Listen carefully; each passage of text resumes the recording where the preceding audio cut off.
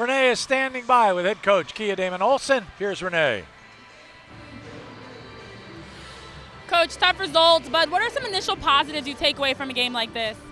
Well, I thought in the first half we stayed true to our game plan. I thought we were moving the ball on offense, and I thought defensively we had the intensity, that we needed to, give BU a lot of credit. They have two twin towers that are tough to deal with, and they've been tough for at least the three teams that they've played, thus far to deal with. And so they were able to get some easy baskets that, really put us on our heels.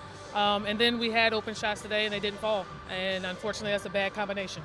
Yeah, and you've preached consistency, 40 minutes strong, and that third quarter obviously was a big difference. What do you guys learn from a game like this and just the way you played in that 10-minute stretch? Well, that obviously we need to be better. We showed that for the first 20 we could do it. You come out of halftime, and generally we come out of halftime with a little pop. And for whatever reason today, we just didn't have it. Now, we picked it up later, but if we can pick it up later, then certainly we can start the third quarter like that. Yeah, thank you, Coach. Good luck the rest of the season. Thank you.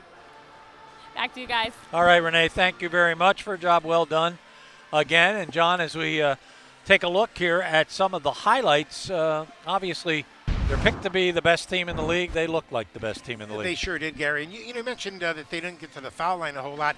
Gary, they assisted on 20 out of their 27 field goals. Now, think about that.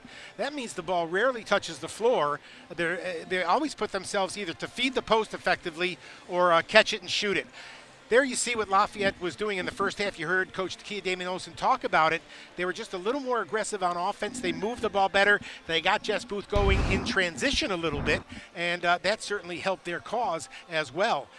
There you see Abby Antignoli with her lone three of the game, but there was too little of that going on. A lot more of this for Boston U, just great ball movement, great movement without the basketball. And when you're playing a team like that, there's Sydney Johnson. That's the big one that got her 1,000th point, 1,001 for the season.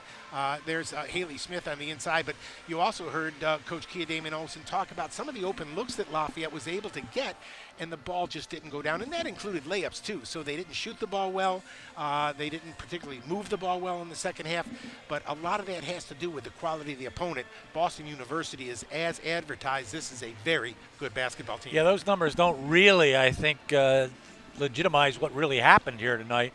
The rebounding, it was not close, and then later in the ball game, when things were kind of already done, it got closer. Yeah, at one point you pointed out they had a 17 rebound advantage, and Gary, 12 of those were of the offensive variety. So when you dominate the paint like that, and you're also the leading three-point shooter in the league, well, what are you going to do? Sometimes you tip your cap.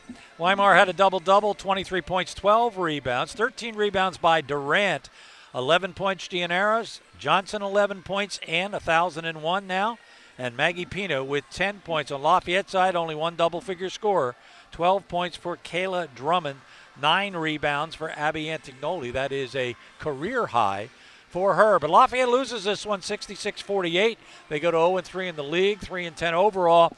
Boston goes to 3-0 and 8-6 overall as they have now won their last 5 ball games in a row. And they look as good as advertised. John and I will be back with you on Sunday afternoon at 1 o'clock when the Lafayette men take on Bucknell. We hope that you will join us. So for John, for Renee, for John Sabino and his LSN broadcast team, we thank you so much for spending the night with us. I'm Gary Laubach. Good night, everybody.